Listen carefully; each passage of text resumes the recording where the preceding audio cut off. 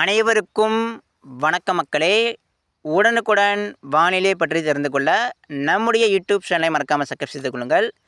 நிறைய பேர் பார்க்குறீங்க, ஆனால் யாருமே சப்ஸ்கிரைப் பண்ண மாட்டேறீங்க. ஸோ மறக்காமல் தயவு செய்து ஒரு சப்ஸ்கிரைப் பண்ணி விட்ருங்க.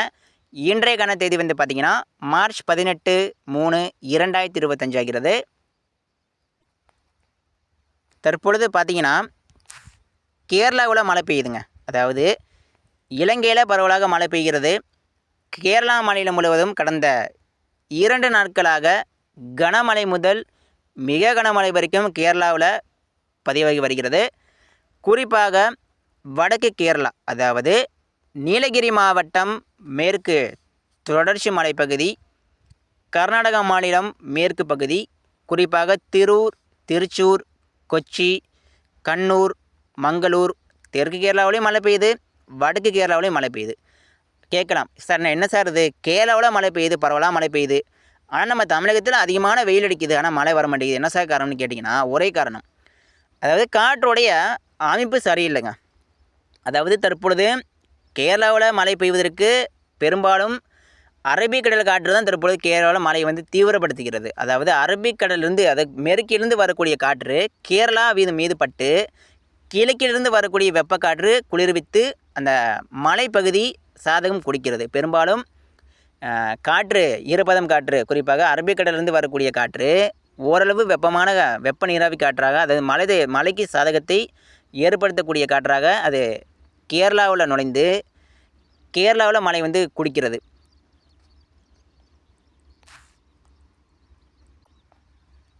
ஸோ அப்போது நம்ம தமிழகத்தில் ஏன் மழைக்கான சாதகம் ஏற்பட மாட்டேங்குது, அதிகமான வெப்பம் உயர்கிறது, அந்த வெப்பம் ஏன் மழையாக மாறவில்லை அப்படின்னு கேட்டிங்கன்னா, உயர் அழுத்தம் தற்பொழுது இன்னும் இந்தியா பார்டர் விட்டு தாண்டலைங்க.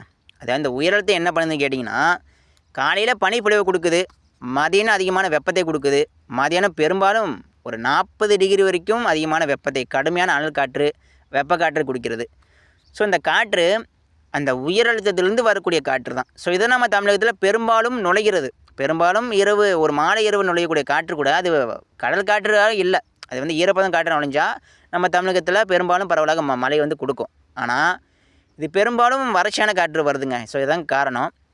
இந்த உயரழுத்தங்கள் இந்தியா பார்டர் தாண்டணும். ஒன்று சீனா பக்கம் போயிடணும், இல்லைன்னா கொல்கத்தா, இந்தியா விட்டு கடந்து பாகிஸ்தான் அந்த பக்கம் போயிடணும். ஸோ அப்படி போனால் நம்ம தமிழகம் முழுவதும் அதிகமான ஈரப்பதம் காற்று தான் வரும். அப்போ தான் வரும். இந்த உயரழுத்தம் விலகிய பிறகு நம்ம தமிழகம் முழுவதும் ஒரு நல்ல மழைக்கான சாதகம் ஏற்படும். தற்பொழுது வரைக்கும் இந்த உயரழுத்தம் வங்கக்கடலை விட்டு விலகலை. ஸோ இப்போ வந்து கொஞ்சம் மெல்ல விலகு போல் அப்படியே பார்த்திங்கன்னா ஒரு போக்கு காட்டிக்கிட்டு இருக்குது. இருந்தாலும் இது ஏப்ரல் மே மாதங்களில் முற்றிலுமாக நம்ம தமிழகத்தை விட்டு விலகும். அதாவது தமிழகத்தை மட்டும் இல்லை, இந்தியா பார்டர் விட்டு அது அப்படியே சீனா பக்கம் போக போகுது. அப்படி சீனா பக்கம் போகும்போது தான் வட இந்தியாவிலும் மழை பெய்யும், தமிழகம் முழுவதும் மழை பெய்யும், இலங்கையிலும் கேரளாவிலும் இப்போ குறிப்பிட்ட இடங்களில் தற்பொழுது கனமழை முதல் மிக கனமழை வரைக்கும் பெய்கிறது. ஸோ தமிழகத்தில் கொஞ்சம் ஒதுக்கி இருக்கிறது, தமிழகத்தில் மழை இல்லாமல் இருக்குது. அதே போல் வட இந்தியா கூட இப்போ மழை இல்லைங்க. ஸோ வட இந்தியாவில் பார்த்திங்கன்னா தினமும் 42 டிகிரி தொடுது. ஸோ அந்த வெயிலுக்கெல்லாம் சேர்த்து வைத்து வட இந்தியாவை இந்த ஏப்ரல் மே மாதம் மழை பெய்யும்போது கடும் மழையாக பெய்ய போகிறது. வெள்ளப்பெரு கூட ஏற்படலாம். அதாவது ஏரிகள், குளங்கள் இந்த வட இந்தியா உள்பகுதியில் நிரப்பி விடும் போல் தெரிகிறது.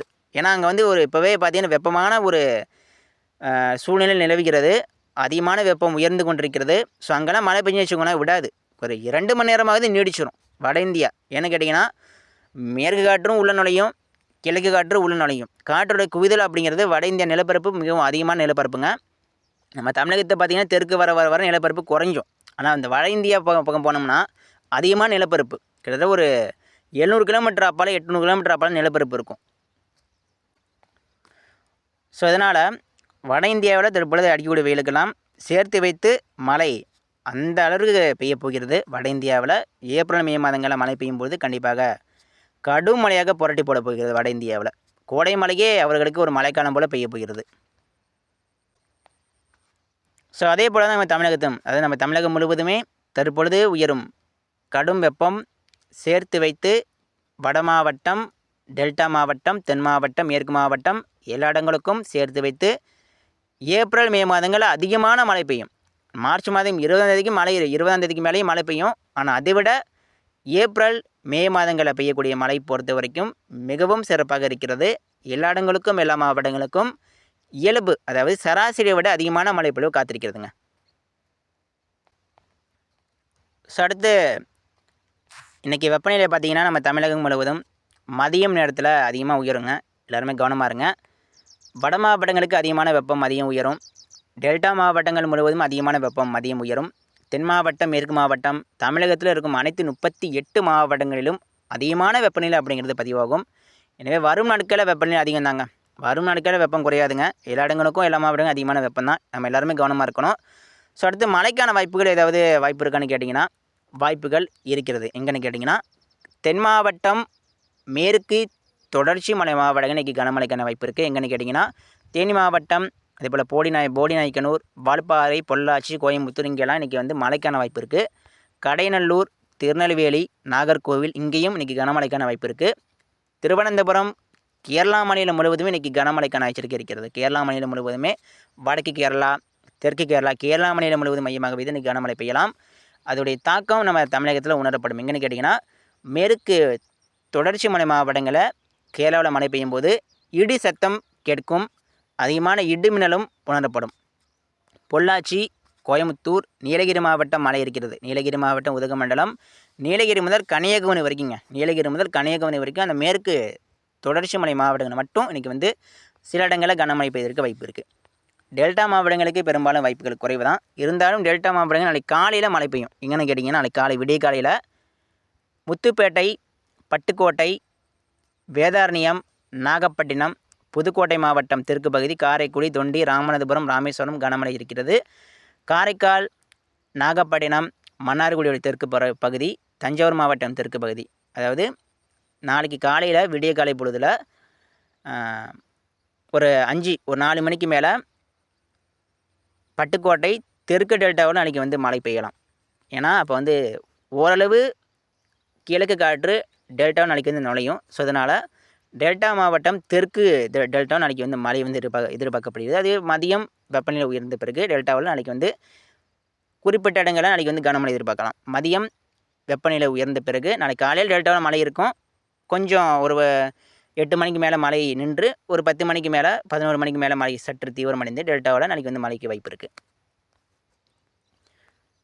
ஸோ அதே போல் மேற்கு உள் மாவட்டங்கள், குறிப்பாக சேலம் மாவட்டம், தருமபுரி மாவட்டம், கரூர், பெரம்பலூர், அரியலூர் இங்கேயும் நாளைக்கு மழைக்கான வாய்ப்பு இருக்கிறது. ஈரோடு மாவட்டம், கரூர் மாவட்டம், திண்டுக்கல் இங்கேயும் நாளைக்கு தான் மழைக்கான வாய்ப்பு இருக்கிறதுங்க. ஆனால் 20ஆம் தேதிக்கு மேலே தான் நம்ம தமிழகம் முழுவதும் மழைக்கான சாதகம் ஏற்படுது. 20ஆம் தேதிக்கு மேலே தான் இப்போ வந்து பார்த்திங்கன்னா ஒரு குறிப்பிட்ட இடங்களில் மட்டும் மழை பெய்யுங்க. பரவலாக பெய்யாது. குறிப்பிட்ட சில இடங்களில் மட்டும் மழை பெய்யும். அதாவது மழை பெய்யும் போது தற்பொழுது குறைந்து காணப்படும், மிக மிக குறைந்து காணப்படும். மழை பெய்யாத மாவட்டம் அதிக அளவில் காணப்படும். 20ஆம் தேதிக்கு மேலே மழை பெய்யும் இடங்கள், மழை பெய்யக்கூடிய மாவட்டங்கள் அதிகரிக்கும். மழை